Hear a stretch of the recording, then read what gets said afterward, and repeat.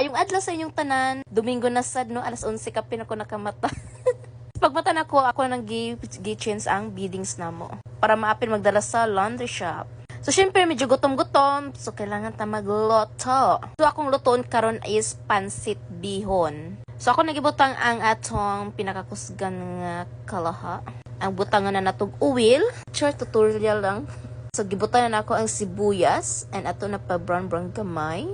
Og atong isunod ang garlic ang lamian. Di man na makumpleto ang bihon kung walay garlic, no? So ano na dagano na to pagbutang. So ato siya kaligawon, pag brown gamay atong ibutang ang manok.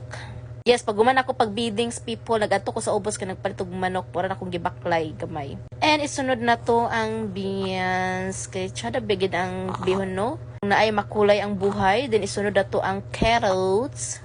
Tsada kay color basta naay carrots. Tsada ang bihon kung na colorful. O gisunod na pod nato ang atong cabbage. Di gid mawala ang sa pansit ang cabbage people, kay healthy man ang cabbage pod. So ato nang iset aside and butangan na pod nato ni og tubig kay para ni sa atong bihon. So butang ta og tuyo. Isunod nato ang oyster sauce. Og ibutangan nato patis na gamay. And chicken cube para panglasa.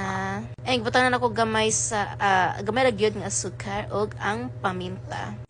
Og nagbukal-bukal na siya, isunod na nato ang bihon nga akong gihulom sa tubig. So i-mix lang na until nga magkuan siya, no, mag soft good. Og ibutangan na nato ang makulay na buhay. Yes, medyo daghan isa ka baranggayan ni nga bihon. Gawa sa Panglong Life, Panglong Sudan kay do.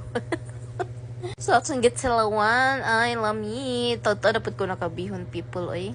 And lami jud kaayo siya pang pulutan. Tamo na akong pamahog pa ni Otto and sa Aliyah. And ana siya, kigutom na maday ang buwang. So, napod may stick, nagtagay-tagay may ginagmay ni Daddy sa wine. So, mo nang pulutan. So, makita ninyo, dan hapod kagubot ang balay, no? Tuwaan niyo, oy, kapoy magpangugas. Awon sa kagubot.